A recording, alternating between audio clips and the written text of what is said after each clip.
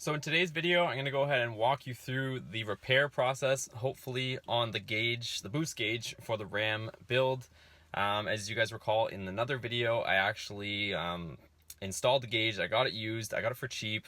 I got it for about $80 off eBay.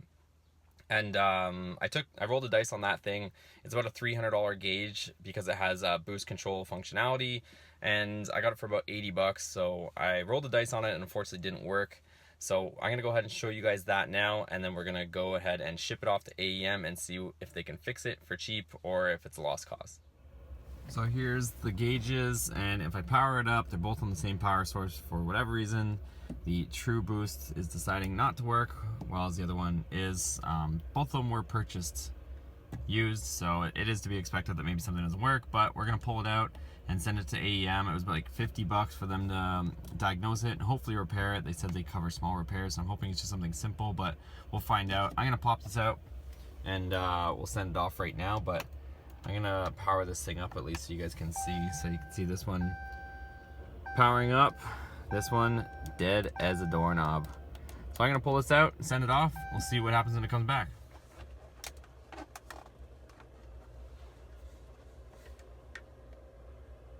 Three days later. Alright, so the gauge is back from AEM. They went ahead and did a service on it. It was pretty good actually. They're not too bad with their warranty. I mean, I bought this used, and they charged $50 to diagnose it and small repairs.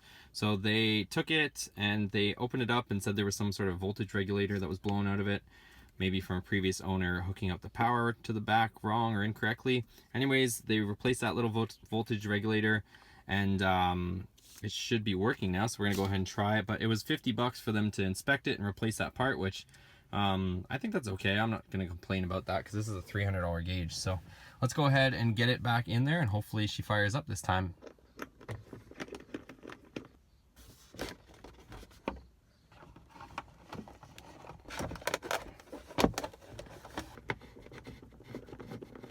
Okay, so I didn't fully push it in yet until we double check that it works, but let's turn on our power.